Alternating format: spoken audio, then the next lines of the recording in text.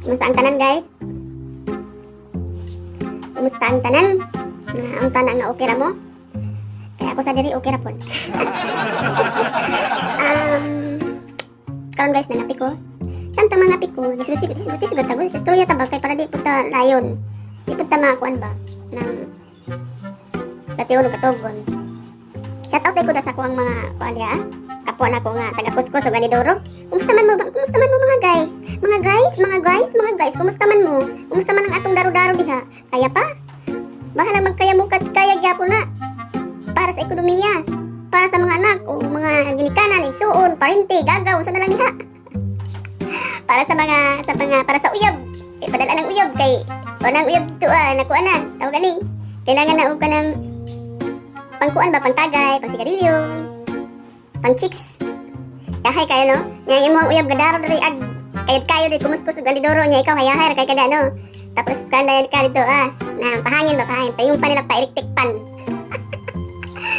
Tapos mao lagi nang kaparatag sa asin ba nang tuang uyab-uyaban diha nga gabi ni mo sakripisyo nga pag-abot sa panahon di ay nga nagbinuang na sa imo nag-change oil na di ay kaya type mo nang trabaho na ikaw yung tao naggrabe taro kakulo ka die hard ko no grabe kay ka pagigugma sa imong uyab ning imong uyab dahil dito nag-change oil na dito nagpa-electric pan na di kayo tao gakuskus ug aniduro kay para sa iyahang kuan sa iyahang mga kailangan niya mga needs niya sigarilyo niya kuan niya kanang pambababae niya yung pa pambayad niya sa electric pan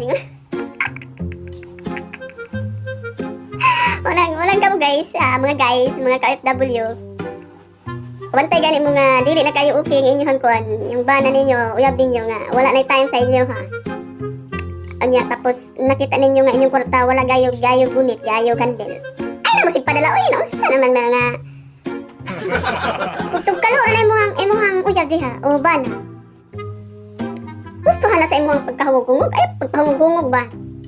Abalo pag kamukuan sa imong kagalingon nga husto na ang imuhang pagpadala nga dili niya wa niya giayon imuhang padala. Ana ra nakasayon guys. Saman mo guys nga. Pantay niya murag kuan na piki na kayo nya sige kag padala nya walay nakita sa imuhang mga gipaningkamutan. Kuno niya. Ana ra nakasayon. Diba? Ana nakasayon guys. Manang kamo mga guys. Labi lang sa mga magkuskus ani duro diri aldapita kaparihan na kuskus ug ani duro. Di wais na guys, wais ba? Balagay na to, murag paniid na to nga galuko or pa-electric pan or sigirag inom, sigirag kuan, tugtalo. Ay. Mahalag magkaunsa-unsa guys. Di man nato ingon ba nga obligasyon na kita gyud nag-abroad ta kay para sa tong kagmahon sa tong mga anak. Dili kay nag-abroad ta para sa tong bana nga buhion nato hantod sa hantod. Nagminyo ta kay para kita buhion. Dili kay sila atong buhion. Oh, ana ra ba? Magtimbayungay. Imong pa.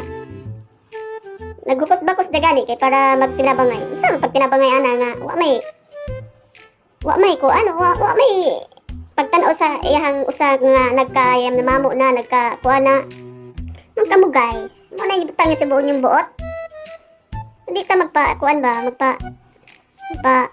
Ngugungog kay isod kaayo ba agad magdaro diri Ilaliman man siguro nga kana nga si Wildo nga ang amo ang nagdawat bago na naabot sa Pilipinas. Grabe amo sakripisyo ana. Kung kabalo lang mo. Labi na sa uban nga ang amo nila nga grabe ka strikta. Bungangera, tanan na mga kuan sa imong istorya nga masakit. Nga naasay mo nagidawat nimo kay para lang kanang kwarta kan ka imong pagsakripisyo para sa imong pamilya sa Pilipinas. Unya moabot ang panahon nga ang imuhang sakripisyo walay na ando.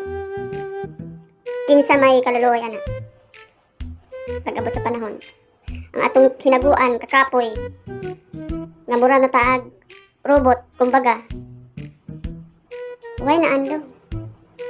Kay tungod sa mga tao nga wa jud nagunahuna sa ilahang pamilya sa nasa abroad. Kay tungod kay ang ilahang pagkahibawo nga hayahay ang abroad. Mao ba jud nang isa gid guys. Ano ka mo mga guys? Kailan dyan mo pataha-taha sa inyong kuan guys kay di ba alali magdaro guys pag abot niyo sa Pilipinas guys 3 ka bulan guys wa na guys nga kung di ka kabalo mo handle ng imuhang kuan kwarta malagmit nga ang mga nasa sok-sok nga gipangtaguan nimo makuha agad jud kay tungod sa ka lisod sa panahon diha sa Pilipinas labi na ko'y trabaho Ginoo ko pati pagpalit bitsin maglisod ka palit bitsin oh Ba mo nagingon daw wasinti mo daginuton jud na ninyo kay nga naman dili na nimo mapalit kung kulang nang imong ipalit kulang na sa piso di na nimo mapalit kay kulang og piso. Mo nang importante ang piso. Mo nang kabulo pud ta mo tipid-tipid pag may time labi nang nasa Pilipinas. Sus! Sige lang guys, sunod bulan magpadala mas bang ko ang asawa sad kit nato sa abroad sa kong asawa, yaya ko asawa dito abroad ako asawa. Di pag mo nang waldas ko kay padala pa man ako asawa sunod bulan baya. Oh, ana lang ka sayon. Pero wa sila nagunahuna kung unsay sakripisyo, unsay gitrabaho sa asawa didto, ang pamalikas sa iyang amo wa diri wa didto, ang mga sakit ng mga istorya nga gipangbato sa iya sa iyang asawa. Gidawat niya kay para sa iyang pamilya. Pero ang asawa o ang bana makawaldas diri waldas didto. Sugal diri didto, inom diri inom didto. Oh. Eh total, padala pa man pud akong asawa sunod bulan. Naanapoy kwarta na sad. Pero wa sila gahuna ang lawas sa ganagdaro. Igor taon mo hawid anang kwarta. Lipad na dito sa Pilipinas. Ma'am kamo diha guys. Purya lang sa maayo ha. Sa mga maayo paghandle sa mga bana. Kay kabalo sila gahuna gid nila nga okay ang ilahang pagkuan sa ilahang bana. Pag asikaso or asawa gi ayo nila paghandle nakita gud ang mga haguan sa ilahang asawa or bana. Ana sa tanan mo guys. Bagok ka po na inyang ulo pa nagsapod. Ayaw mo sige. Ayaw maulab. Batingon sa mga kaawaw sab.